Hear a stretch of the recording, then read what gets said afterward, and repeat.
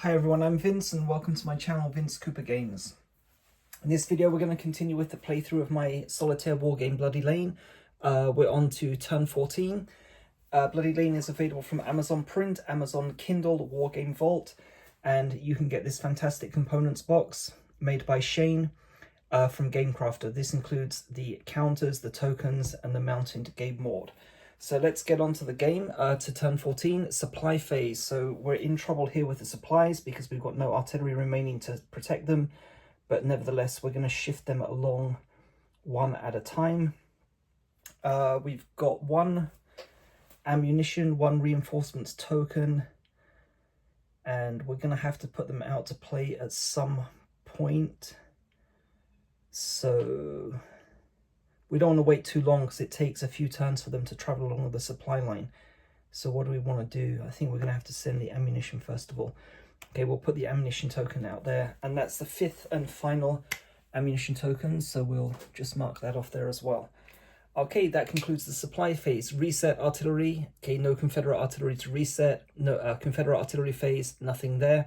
So Union artillery phase. So as I've said in the last video, because we can't fire on the Union will not engage in counter battery fire. So all of the Union artillery will attack the supply line. To the rightmost, there's an ammunition token, so they're going to hit on 2 to 4.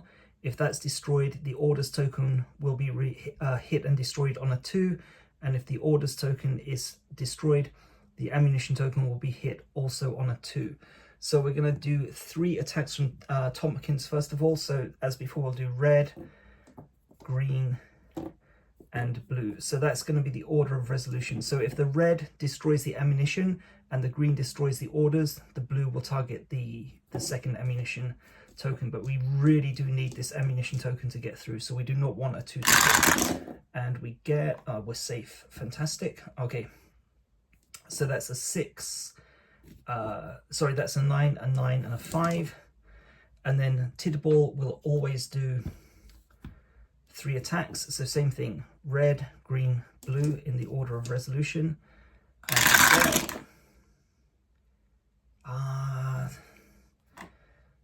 It's been destroyed again. So the red missed, the green missed, but the blue is a 4, so 2 to 4 is a hit, so that's the ammunition token gone. So things are not looking good there. Okay, but nothing we can do about that. We're just going to have a lot of charges to deal with in the final turns. So that's the Union artillery phase. Next is the Union event phase. So we're on turn 14, so we're using column A. 11 to 15 is column A. So 4d6 4 times, resolve each Union event as it comes along.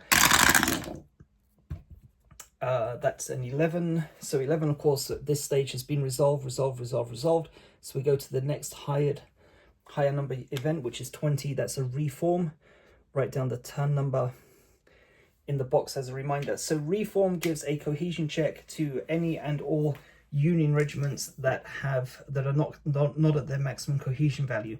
So we're going to start with 8th Ohio. So 1 will be a success. We get a 3. That's a fail. 14th Indiana is at 2, so 1 or 2 will be a success. We get a 4. 7th West Virginia is at 1. Okay, 1, that was a success, not good, because we could have possibly destroyed them with volley fire. Okay, but they will go back up to 2. Okay, 130th Pennsylvania are crouching and reform. So this is going to be a 1, and we get a 4, so they also fail. But we don't have any ammunition to attack them, so it doesn't necessarily help us. So that's event number 1.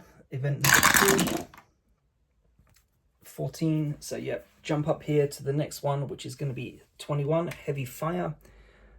Turn 14, heavy fire is a 1 to 2, will be -1 cohesion to a selected Confederate regiment. Let's see what we get. It's a 2. Okay, so it's going to be 1, 2, 3, 4, 5. 6 is a reroll. This is explained here. We get a 2. So 2nd North Carolina go from a cohesion of 5 down to 4. So we're going to be using, we can't rely on ammunition any longer on volley fire I suppose these guys have a little bit left, so we're going to have to be using a lot of inspire actions to meet the charges. So it's lucky we've got an officer value of 3, which determines the number of inspire actions we can take. But I'll explain that more detail in the Confederate action phase. So that's 2 events. 11 again jumps up. Next higher box is smoke. Actually, for the first time, that works to our advantage because we can't really risk losing any ammunition, but if the Union resolve volleys, that will reduce their effectiveness. So we put a -1 smoke token there, -1 cohesion when it's trying to roll to hit an attack. And this is event number 4. So again, we jump up to the next higher number, which is a skirmisher event. Okay, skirmisher is skirmisher. So roll 1d6, 1, reduce the officer value by 1. The officers now are critically important in the closing stages of the game, especially as I don't have enough ammunition to fire. We get a 4, lucky. Okay. That will become more evident in the Confederate action phase. So the importance of the officers, that is. Okay, so that's the end of the Union event phase. Okay, so I'll take a pause and we'll come back for part 2.